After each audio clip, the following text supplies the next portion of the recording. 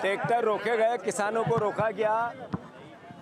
आप देखो कि इंदौर में कोई ऐसा रास्ता नहीं बचा था जहां पर डंपर, बैरिकेड, पोकलैंड और सब नहीं लगे हों। मैं मानता हूं कि ये सरकार के अंदर चोर है, इसलिए डरी हुई है। अरे मोहन भैया, आपने कहा था शिवराज जी जब मुख्यमंत्री थे कि हम 3100 के धान के दाम देंगे, 2700 के गेहूं के देंगे। अब मुंह क्यों चुरा रहे हो आप किसान के बेटों से? किसान के बेटे अगर 6000 सोयाबीन का मांग करते हैं तो आप ही ने तो कहा था कि हम डबल इनकम करेंगे। इंदौर में भूमि अधिग्रहण का कानून आपने कोलैप्स कर दिया। रोज स्कीम लग रही और करप्शन कर रहे, भूमाफिया हो गई बीजेपी की पूरी सरकार। बीजेपी की आईडी है, भूमाफिया हो गई, भूमाफिया हो गए बीजेपी की नगर निगम और इसके नेता, सब लूटने में लगे हैं। इस पर मौन क्यों है मोहन जी? अरे आपने कहा था कि हम डबल इनकम करेंगे किसानों की। ये किसानों के बच्चों को आप कलेक्टर ऑफिस तक नहीं आने देते हो, ये है डबल इनकम। मैं मानता हूँ सरकार डरी हुई है, अलोकतांत्रिक है। आज पूरे मध्य प्रदेश में जिस तरीके से किसानों ने हल्ला बोला है, इस सरकार को एहसास हो गया होगा कि अगर आप किसानों के 3000 रुपया कुंटल के भाव नहीं दोगे, 6000 रुपया सोयाबीन के नहीं दोगे, आप 2700 गेहूं के नहीं दोगे, तो अगली बार किसान के बेटे मंडियां बंद कराएंगे।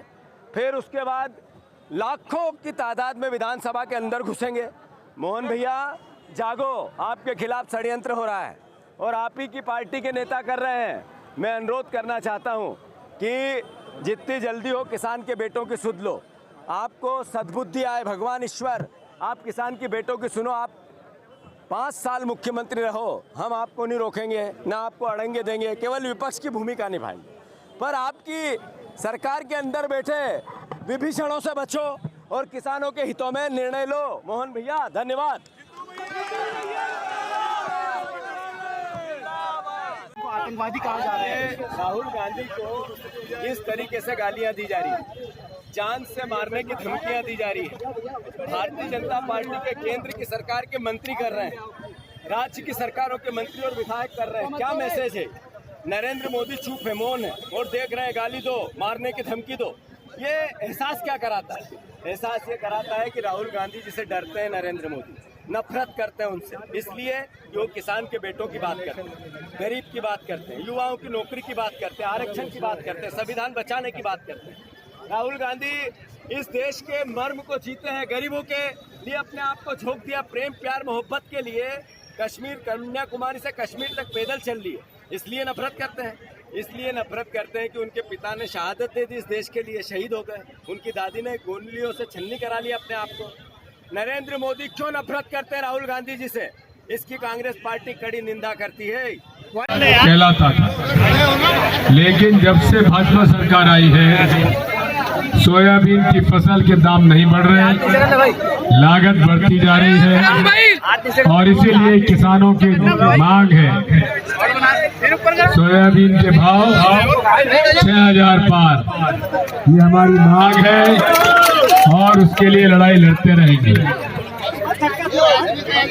मोदी जी की सरकार तेल मिल मालिकों तो ज्यादा वो आयात शुल्क बढ़ा देते हैं। मूल रूप से ये सरकार मिल मालिकों की है, किसान विरोधी है।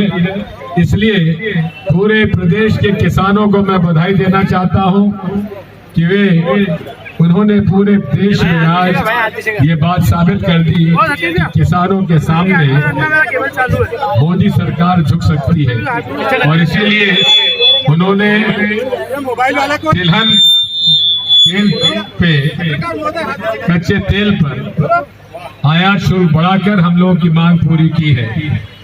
अब इन्होंने ये कहा है कि उपज का केवल 40% माल खरीदेंगे। एमएसपी क्या है?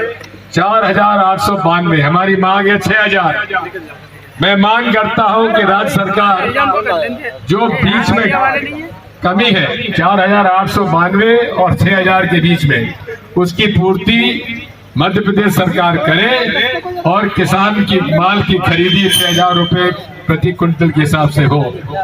हमें अब खरीद केंद्रों पर, सारे खरीद केंद्रों पे हमारे किसानों का मंच बनना चाहिए और जो मानक में हमारे किसानों का माल ये लोग निरस्त करके और गुपचुप होके व्यापारियों का माल वही जो है निर्यात करते हैं उसको तुलवा लेते हैं, उस पर हमें ध्यान देना है।